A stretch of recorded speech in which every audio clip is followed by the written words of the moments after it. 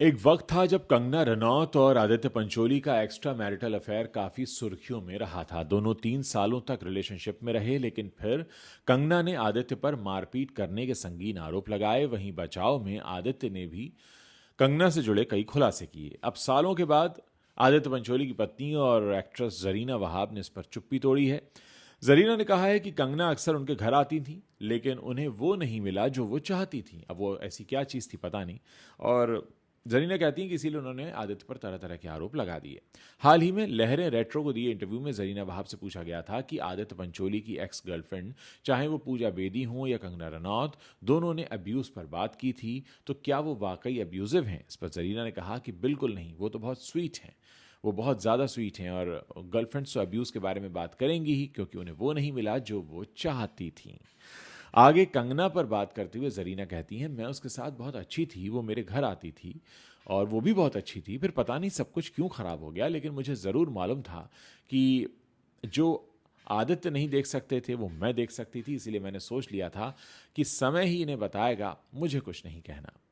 कंगना ने असल में आदित्य पर मारपीट के आरोप लगाए थे। कंगना रनौत ने आदित्य पंचोली से ब्रेकअप के बाद बॉलीवुड में एक इंटरव्यू दिया था एक बॉलीवुड न्यूज़ चैनल को, जिसमें उन्होंने कहा था कि वो महज 17 साल की थी जब आदित्य ने उन पर हाथ उठाया। आदित्य ने उनके सिर पर मारा था, जिसके जवाब में कंगना ने उन्हें सैंडल से मारा। इस झगड़े में दोनों को चोट आई और इस झगड़े के बाद कंगना ने जरीना से मदद मांगी थी। कंगना द्वारा आरोप लगाए जाने के बाद आदित्य पंचोली ने मुंबई मिरर, एक अखबार आता था, उसको एक इंटरव्यू में अपना पक्ष रखा था। उन्होंने कहा कि साल 2008 में उन्होंने कंगना को 55 लाख रुपए उधार दिए थे। उस समय कंगना को घर खरीदने के लिए 1 करोड़ रुपए चाहिए था। ऐसे में आदित्य ने उन्हें 55 लाख रुपए दे दिए और अपने बैंकर दोस्त की मदद से बाकी का लोन दिलवा दिया।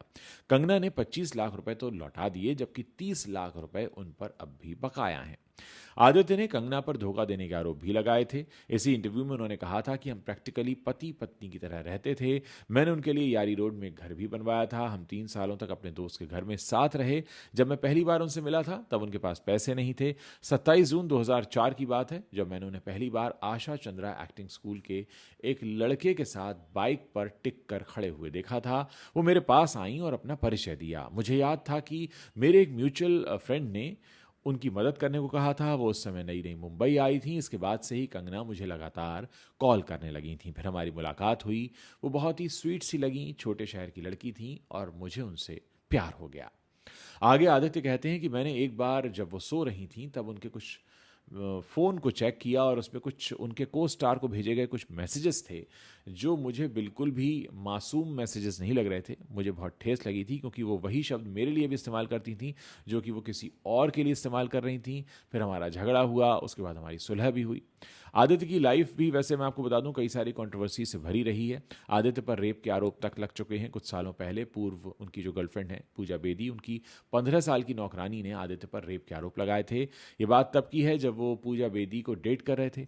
पूजा ने एक इंटरव्यू के दौरान ये बात कही थी कि उनका और आदित्य का रिश्ता टूटने का एकमात्र कारण है कि जो उनकी नौकरानी थी उनका उन्होंने यौन शोषण किया था। ऐसा आरोप लगाया था पूजा बेदी की नौकरानी ने। इस घटना के बाद आदित्य के करियर पर भी काफ़ी असर पड़ा था। उन्हें फिल्में नहीं मिल रही थी।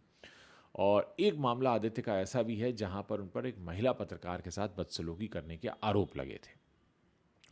फिल्म लाखों हैं यहाँ दिलवाले के सेट पर आदित्य ने अपनी को स्टार वीजे भाटिया को थप्पड़ मार दिया था। अक्टूबर 2013 में आदित्य एक महिला पत्रकार पर हमला करने की वजह से भी सुर्खियों में आ गए थे। एक टीवी न्यूज़ चैनल की महिला पत्रकार थी। वो आदित्य से जिया खान सुसाइड केस को लेकर सवाल पूछ रही थी और आदित्य ने आओ देखा ना ताओ उस महिला पत्रकार पर हमला बोल दिया। चलिए खैर, ये तो बात हो गई आदित्य पंचोली की। हम वापस लौटते हैं कंगना पर। कंगना का नाम शेखर सुमन के बेटे अध्ययन सुमन से भी जुड़ा था। अध्ययन राज द मिस्ट्री कंटिन्यूज में कंगना के साथ काम कर चुके हैं। दोनों का अफेयर चला, लेकिन एक साल में ही ब्रेकअप हो गया। ब्रेकअप के बाद अध्ययन ने एक इंटरव्यू दिया था जिसमें उन्होंने कंगना पर कई आरोप लगाए थे। ये इंटरव्यू अध्ययन ने 2016 में एक डीएनए अखबार को दिया था। उन्होंने बताया था कि रिलेशनशिप के दौरान कंगना ने उन्हें फिजिकली और इमोशनली खूब टॉर्चर किया। कंगना उन्हें पीटती थी, गालियां देती थी, इतना ही नहीं सैंडल तक फेंक कर मारती थी। अध्ययन ने इंटरव्यू में बहुत सारे खुलासे किए थे। आपको उसी इंटरव्यू के रेफरेंस से बताते हैं कि उस वक्त क्या कहा था अध्ययन ने। अध्ययन ने ये कहा था कि साल 2008 के मार्च महीने की बात है। होटल दलीला में कंगना ने अपनी बर्थडे पार्टी रखी थी। इस पार्टी में उन्होंने अपने साथ काम करने वाले सभी दोस्तों करीबियों को बुलाया था। उस पार्टी में कंगना ने मुझसे कहा कि चलो आज रात कोकीन लेते हैं। इससे पहले मैंने उनके साथ कुछ एक बार हैश पिया था। मुझे वो पसंद नहीं आया था, इसीलिए मैंने कोकीन लेने से मना कर दिया था। मुझे याद है कि उस रात इसी बात को लेकर मेरा उससे काफ़ी झगड़ा हुआ था। ये सारी बातें अध्ययन सुमन ने एक अखबार को दिए इंटरव्यू में कही थी।